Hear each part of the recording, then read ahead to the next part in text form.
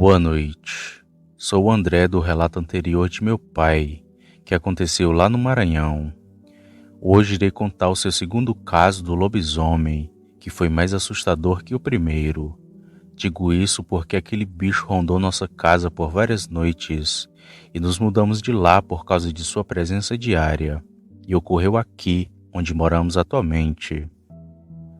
Bom, chegamos em Campinas em 1990 e viemos para cá porque a irmã de meu pai já morava em São Paulo e arrumou um serviço para ele. Era como cuidador de sítio ou caseiro, caso preferirem. E por alguns meses moramos com a minha tia, até o meu pai arrumar uma casa no interior. Bem, ele passou 2 anos naquele serviço de cuidar dos bichos e do sítio, até que o dono de lá faleceu e seus filhos resolveram vender as terras, e meu pai foi dispensado do trabalho. Mas com pouco tempo arrumou outro emprego, como soldador em uma metalúrgica do centro. E como morávamos no interior, todos os dias ele ia pegar um ônibus para ir trabalhar, que nunca o deixava perto de casa. Ele descia na beira da BR e seguia a pé para nossa casa em uma estrada de chão. A minha mãe dizia que era perigoso andar ali sozinho, mas meu pai, como sempre foi cabeça dura, nunca ouviu os conselhos dela, e ele continuou naquela labuta diária por várias e várias noites. O serviço dele como soldador terminava às 6 horas da tarde, mas ele sempre ficava preso no trânsito até umas 8 ou 9 da noite, sem contar nas extras que ele sempre fazia. E só por volta de umas 9 ou 10 da noite que meu pai chegava em casa. E apesar de perigoso e sombrio o lugar que ele sempre passava, nunca ouvi reclamar. E eu, minha mãe e meus irmãos dormíamos muito cedo e muitas das vezes nem víamos meu pai chegar. Lembro que tudo começou em setembro de 96. O meu pai primeiramente adquiriu um revólver calibre 38 e, como se não bastasse isso, depois de 2 semanas ele comprou outro e deixou na guarda de meu irmão mais velho, que na época tinha somente 16 anos, e eu ainda tinha 14, mas já mexia com essas coisas. Bom, foram vários ocorridos estranhos depois que ele tomou posse desses 2 revólveres. Primeiro, que ele começou a se reclamar demais do lugar onde a gente morava. Segundo, que sempre acordava ou eu ou meu irmão para a gente ficar na sala olhando pela janela, e nem sonhávamos em saber o que de fato acontecia ali, já que ele nunca falava nada. Lembro que teve uma vez que meu pai foi fazer uma extra e mandou que a gente fosse dormir na casa de minha tia. Outra que ele nos acordou e mandou que a gente fosse para o quarto dele, que era onde minha mãe também dormia. Naquele dia meu cachorro latia feito louco dentro de casa, e por um tempo achei que fosse para meu pai, mas depois descobri para o que meu cachorro sempre latia, e só tivemos a certeza de que algo macabro acontecia ali quando fomos acordados por tiros de revólver.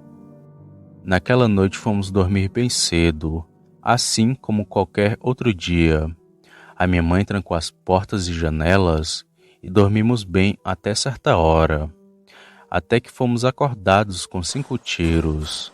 E depois dos tiros, ouvimos meu pai gritando lá fora, e seus gritos me gelou a espinha até hoje. Ele dizia: "Desce daí, seu maldito!" Nós, sem entender, ficamos dentro de casa apavorados, e após alguns minutos meu pai entrou e conversou com minha mãe. E aquela foi a última noite que dormimos ali, pois no outro dia de manhã mesmo, pegamos algumas roupas e fomos novamente morar com minha tia. E depois de alguns meses, nos mudamos para uma casa na cidade grande. E só quando a gente já estava adulto, que nosso pai nos contou o porquê de todo aquele alvoroço. Primeiramente ele contou do seu caso do Maranhão, e depois contou esse que tinha acontecido recentemente. Ele nos disse assim: "Tava com 1 semana que eu sentia que alguém me seguia pela estrada de terra, e pensei que fosse bandido para me assaltar. Porém aquilo era estranho, pois 5 dias alguém te seguindo e nunca te roubar ou fazer nada, coisa boa não era. E para me proteger comprei um revólver, mas até aí estava tudo bem, até que certa noite eu vi um vulto preto passar de um lado para o outro na estrada, e daí eu tive a certeza que quem me perseguia era um lobisomem. E comprei até outro revólver para deixar em casa, pois também cheguei a ver ele próximo de lá. E teve até uma vez que mandei vocês vigiarem para mim, pois naquela noite ele estava por perto.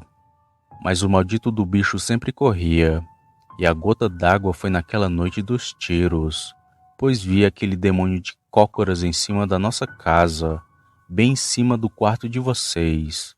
Não quis falar logo para não causar pânico, pois tenho certeza que iriam ficar traumatizados, vendo aquele bicho feio olhando para vocês.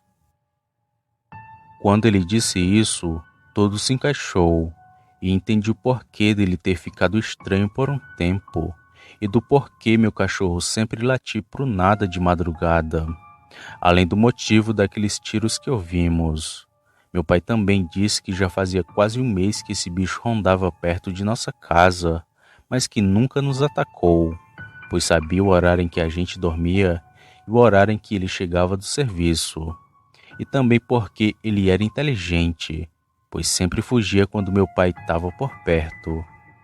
Por várias noites eu fiquei com medo de dormir cedo, e sempre durmo tarde até hoje, e atualmente moro aqui na região mais movimentada da cidade, e torço para nunca ver um bicho feio daqueles.